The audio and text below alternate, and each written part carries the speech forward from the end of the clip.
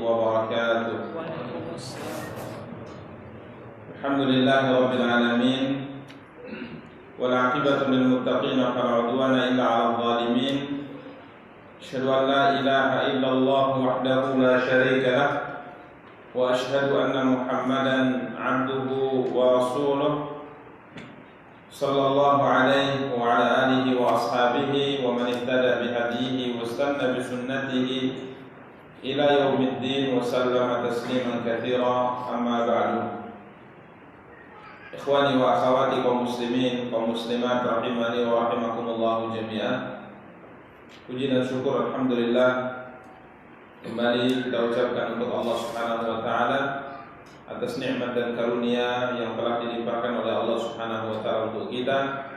Salawat serta salam semoga senantiasa dilimpahkan oleh Allah untuk junjungan dan panutan kita Nabi Allah yang mulia Muhammad sallallahu alaihi wasallam. Ikhwani wa akhwati kaum muslimin, kaum muslimat rahimani wa rahimakumullah jami'an. Pada kesempatan yang berbahagia kali ini insyaallah taala kita akan kembali melanjutkan kajian rutin kita, mencoba untuk membaca dan menjelaskan kitab Riyadhus Shalihin karya Imam Abu Zakaria Yahya bin Sharaf An-Nawawi rahimahullah.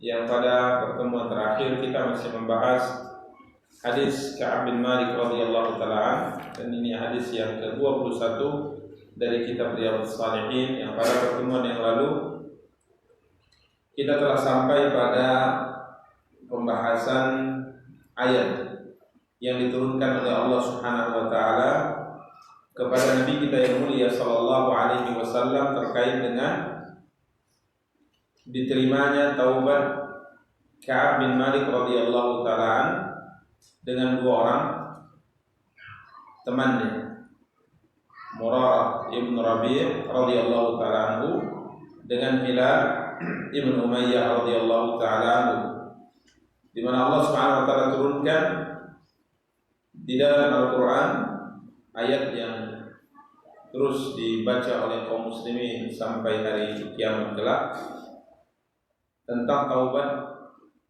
yang diterima oleh Allah Subhanahu wa taala dari mereka bertiga.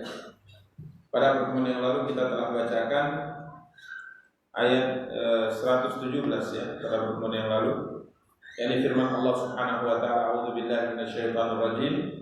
Bismillahirrahmanirrahim. Laqad taballahu 'alan nabiyyi wal muhajirin wal ansari alladziina ittaba'uuhu fi sa'atil 'usra min ba'di ma kana yazighu qulubu fariqin minhum summa taba 'alaihim innahu bihim raufur rahim.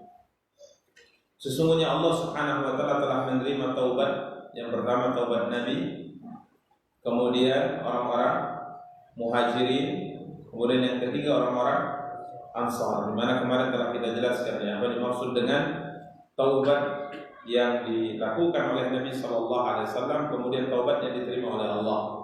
Kemarin kita katakan maksudnya menurut sebagian ahli tafsir bahwa Nabi sallallahu alaihi wasallam mengizinkan beberapa orang munafik ya yang kala itu meminta izin untuk tidak ikut dengan Nabi sallallahu alaihi wasallam, kemudian Nabi izinkan, padahal mereka bukanlah termasuk orang-orang yang layak untuk diberi izin.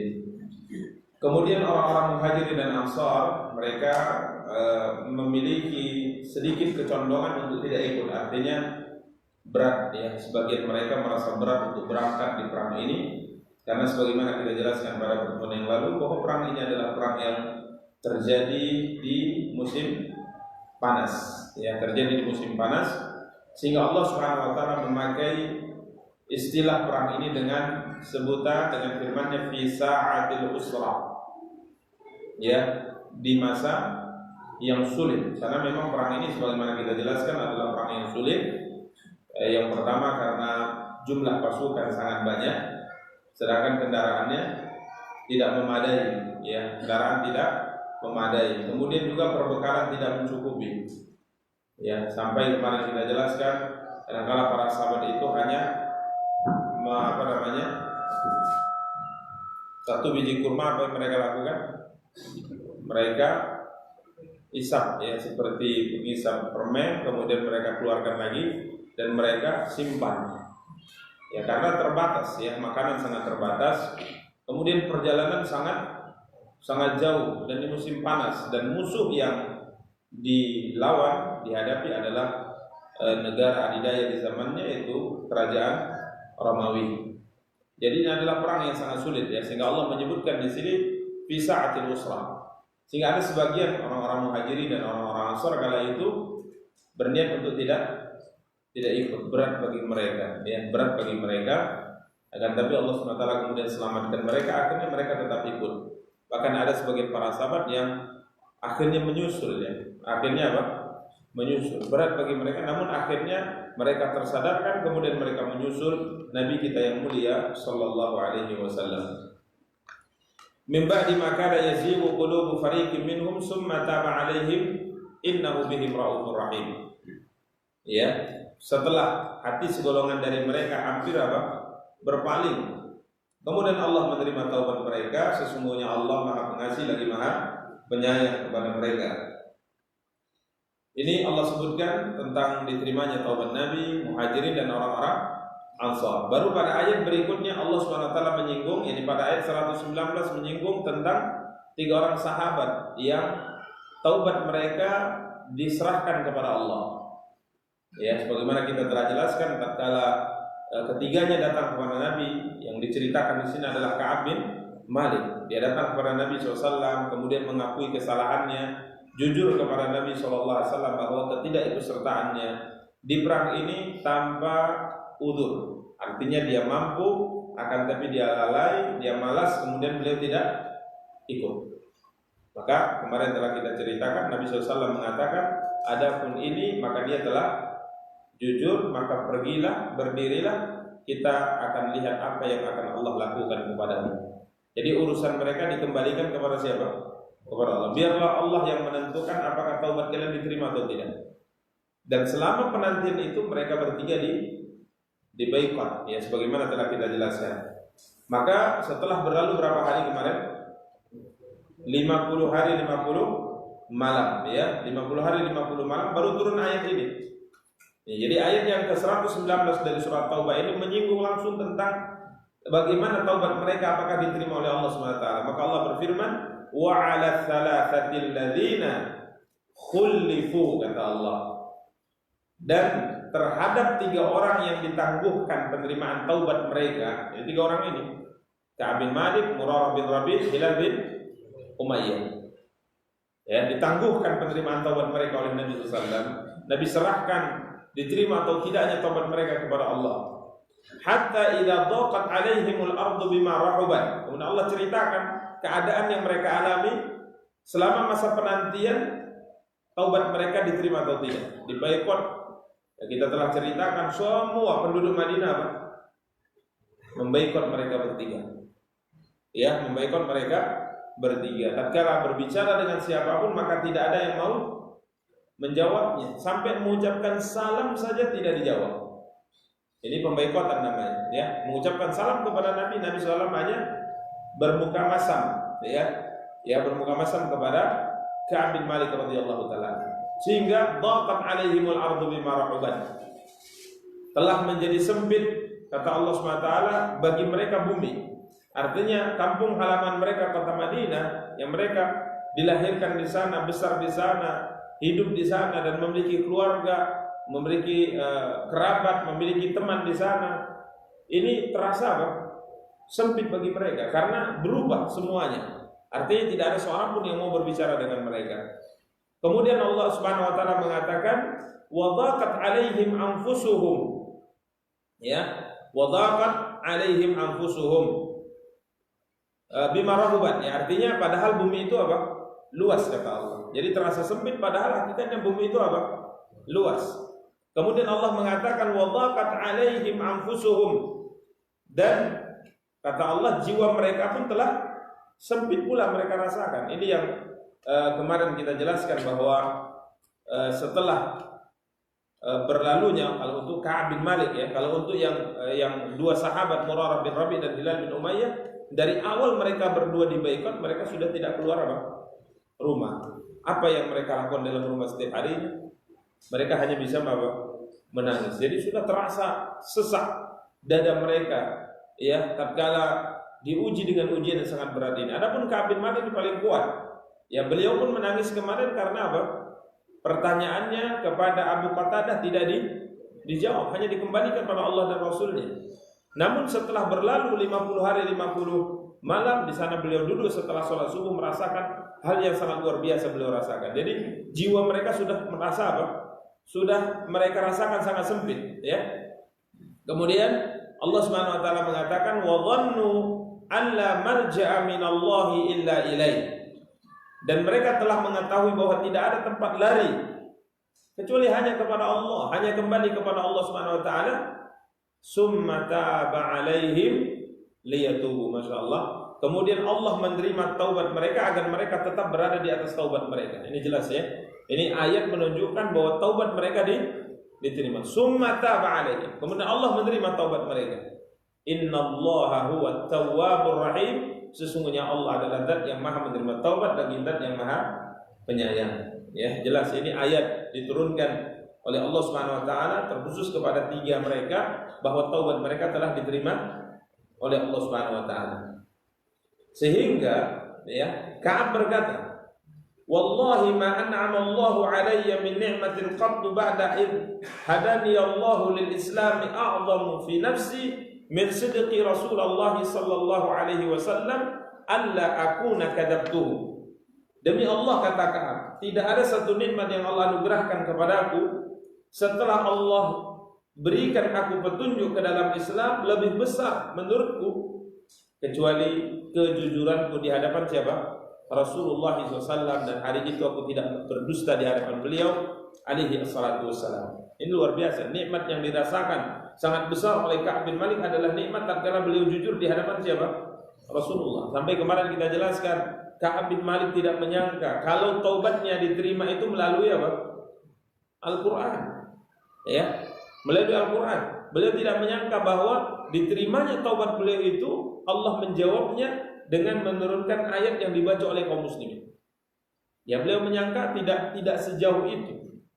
Ya, tidak sejauh itu. Mungkin Nabi bermimpi atau Allah SWT sampaikan pesan kepada Jibril, kemudian Nabi SAW menyampaikannya kepada para sahabat. Kiranya bukan hanya sekedar sabda yang sampai, hadis nabawi yang sampai, tapi ini firman Allah. Laqad taballahu summa taba alaihim liyatubu. Ya, kemudian Allah SWT menerima taubat mereka. Ya, maka Ka'ab mengatakan tidak ada satu nikmat yang paling besar yang aku terima, yang aku dapatkan setelah Allah memberikan petunjuk agama Islam kepadaku kecuali tatkala aku bisa berkata jujur di hadapan siapa? Rasulullah SAW, dan aku tidak berdusta di hadapan beliau. Hingga turun ayat yang memuji beliau dan menerima taubat beliau. Kemudian beliau ceritakan, jika aku berdusta, apa yang terjadi? Fa'ahlak kama halakal ladina kadzabu. Kalau seandainya aku berdusta, maka aku akan binasa sebagaimana binasa orang-orang yang berdusta di hadapan siapa? Rasulullah SAW. Jadi yang berdusta binasa. Kemudian beliau ceritakan, innallaha ta'ala qala lil ladina kadzabu. Tatkala Allah Subhanahu wa taala berfirman mengomentari orang-orang yang berdusta di hadapan Rasulullah SAW, syarra ma qala li ahadin. Firman yang sangat buruk, ucapan yang sangat buruk yang diarahkan kepada mereka, bahkan tidak ada ucapan lebih buruk kecuali ucapan yang difirmankan oleh Allah kepada mereka. Ya, bisa diperhatikan pada ayat 95 dari surat Taubah dan 96 dibacakan oleh Ka'ab bin Malik. Beliau mengatakan, Allah SWT berfirman, kata beliau, sayahlifuna billahi lakum idza qalabtum ilaihim litu'ridu anhum. Kelak, kata Allah, mereka akan bersumpah kepadamu ya Muhammad, orang-orang yang tidak ikut di perang Tabuk, padahal mereka tidak ada apa? Udzur. Mereka sehat walafiat, mereka punya modal, akan tapi mereka beralasan. Ya, mereka beralasan. Maka Allah SWT mengatakan, kelak mereka akan bersumpah kepadamu dengan nama Allah ya Muhammad. Idza qalabtum ilaihim, apabila kamu kembali kepada mereka setelah perang Tabuk.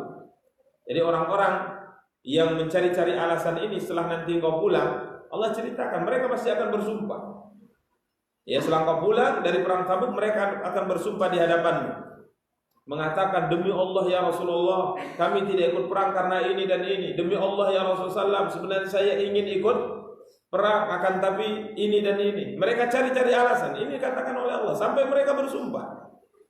Ya, kemudian litu'ridu anhum, agar kamu berpaling dari mereka, tidak marah kepada mereka. Maka Allah mengatakan fa'aridu anhum. Ini dia. Allah SWT mengatakan kepada Nabi SAW, maka berpalinglah engkau dari mereka, jangan hiraukan mereka. Innahum rijsun, kata Allah. Ya, berpalinglah dari mereka karena sesungguhnya mereka itu adalah rijsun. Apa arti rijsun? Najis, kata Allah SWT. Jadi ini ucapan firman yang sangat buruk yang diarahkan Allah kepada mereka. Jadi mereka nanti ya Muhammad yang tak punya udzur itu, tatkala datang pasti mereka akan mendatangimu, bahkan bersumpah nanti mengatakan kenapa mereka tidak hadir, padahal itu dusta. Maka Allah mengatakan fa'ridu anhum, berpaling dari mereka, tahu siapa ini mereka. Ya, jangan hiraukan mereka, karena sesungguhnya mereka adalah najis, kata Allah. Kemudian Allah mengatakan wa ma'wahum jahannam, dan sesungguhnya tempat kembali mereka, kata Allah, adalah neraka jahannam. La haula wal quwwata illa billah. Disebut najis. Kemudian Allah katakan tempat kembali mereka di mana? Neraka jahanam. Jazaa'an bima kanu yaksibun, sebagai balasan atas apa yang telah mereka lakukan. Ini. Kemudian dilanjutkan pada ayat berikutnya, ayat 96. Allah mengatakan yahlifuna lakum litardaw anhum. Mereka akan bersumpah ya kepadamu ya Muhammad agar kamu ridha kepada mereka, tidak marah kepada mereka. Fa in tardaw anhum, sekalipun engkau di hari itu ridha, tidak marah kepada mereka, maka sesungguhnya Allah tidak akan pernah ridha kepada orang-orang yang fasik itu, betul. Coba lihat. Allah sebutkan mereka najis. Allah sebutkan mereka fasik. Bahkan Allah ancam mereka dengan neraka jahanam. Ini firman Allah yang Allah turunkan kepada orang-orang yang berdusta di hari itu. Tapi Ka'ab bin Malik, tatkala beliau berani apa? Berkata jujur. Memang awalnya apa? Berat. Ya, awalnya berat. Ini sebagaimana kita ceritakan dari awal dalam beberapa pertemuan. Sangat luar biasa. Akan tapi coba lihat akhirnya. Ya, lihat akhirnya. Sehingga dia mengatakan tidak ada nikmat terbesar yang Allah anugerahkan kepadaku selaku masuk Islam kecuali nikmat tatkala aku bisa berkata jujur di hadapan siapa? Rasulullah SAW. Sehingga pujian turun. Tapi kalau aku berdusta, aku akan binasa. Karena Allah sebutkan ini dan ini dalam surat Taubah ayat 95 dan 96 yang telah kita bacakan tadi. Kemudian Ka'ab berkata, ya. Kemudian Ka'ab berkata, radhiyallahu ta'ala, kunna khullifna ayyuhat thalatha an amri ulaika alladhina qabila minhum Rasulullah SAW hina halafu lahu. Kami bertiga adalah orang yang ditangguhkan urusan kami, ya, berbeda dengan mereka-mereka yang uzur mereka diterima. Ya, fabaya'ahum, Nabi mengambil baiat dari mereka, kemudian Nabi memohonkan ampunan untuk mereka. Adapun kami, maka urusan kami dikembalikan kepada Allah Subhanahu wa taala sebagaimana yang kita ceritakan dari awal hadis sampai akhir hadis. Ini hadis diriwayatkan oleh Al-Imam Al-Bukhari dan Muslim. Jadi ini kaum muslimin wa akhwati kaum muslimat yang dimuliakan dan dirahmati oleh Allah Subhanahu wa taala, akhir daripada hadis Ka'ab bin Malik radhiyallahu taala. Kemudian kita akan bacakan beberapa faedah terkait dengan hadis yang panjang ini, ya, sekalipun beberapa faedah ini sudah kita juga singgung dalam pembacaan hadis yang panjang ini, namun kembali kita ingatkan karena faedah yang terkandung di dalam hadis ini sangat banyak, kemudian sangat baik untuk direnungkan oleh setiap kita. Faedah yang pertama, annal insana la yanbaghi lahu ay yata'akhkhara an fi'lil khair, bal la budda ay yataqaddama wa la yatahawanu aw yatakasalu. Ini faedah yang pertama. Sesungguhnya seorang manusia tidak baik untuk menunda niat ingin melakukan apa? Kebaikan. Jadi kalau sudah berniat ingin melakukan kebaikan, tidak baik untuk ditunda. Bal la budda yataqaddam, bahkan seharusnya kalau sudah ada niat untuk melakukan kebaikan, bersegeralah, maju. Ya, jangan meremehkan atau jangan bermalas-malasan. Karena sesungguhnya sebagaimana pernah kita jelaskan, kita tidak tahu apa yang akan terjadi di kemudian hari. Ya, ini sudah ada niat ingin melakukan suatu kebaikan, jangan ditunda-tunda. Kalau kesempatan telah tiba, jangan ditunda. Karena tatkala kita melihat cerita Ka'ab bin Malik, coba lihat. Dia sholat, hari itu adalah hari di mana Nabi sibuk dengan para sahabat menyiapkan apa? Persiapan untuk perang Tabuk ini. Maka beliau berangkat ke masjid. Beliau lihat di masjid orang-orang apa? Sedang sibuk. Ada di antara mereka yang bersedekah, ya, ada di antara mereka yang membawa apa yang bisa mereka bawa. Karena Nabi kala itu memotivasi. Kemudian tatkala beliau pergi ke pasar, beliau lihat di pasar juga sibuk. Orang banyak beli apa? Persenjataan, banyak beli kendaraan, banyak membeli perbekalan